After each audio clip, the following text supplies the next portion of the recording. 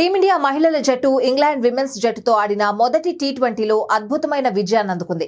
ఈ మ్యాచ్లో కెప్టెన్ స్మృతి మంధాన తన బ్యాటింగ్తో చెలరేగి శతకం కూడా బాధేసింది. దీంతో నిర్ణీత 20 ఓవర్లలో మొదటి బ్యాటింగ్ చేసిన టీమిండియా 210 పరుగులు చేసి ఇంగ్లాండ్ ముందు భారీ లక్ష్యాన్ని పెట్టింది.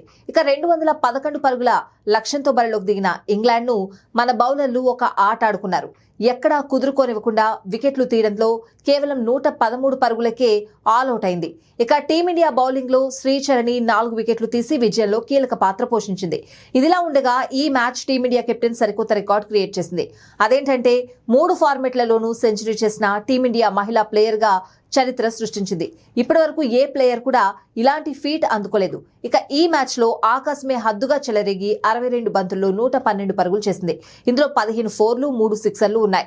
దీంతో పాటు ఇంగ్లాండ్ పై అత్యధిక 50+ స్కోర్ చేసిన మహిళా బ్యాటర్ గా Australia star batter Beth Mooney రికార్డును సమన్ చేసింది. వీళ్ళిద్దరూ ఇప్పటి వరకు 8 సార్లు 50+ స్కోర్ చేశారు. కాగా స్మృతి మంధాన ఇలాగే ఆడితే భవిష్యత్తులో మరికొన్ని రికార్డులు సెట్ చేస్తుందని క్రీడా విశ్లేషకులు సైతం అభిప్రాయపడుతున్నారు.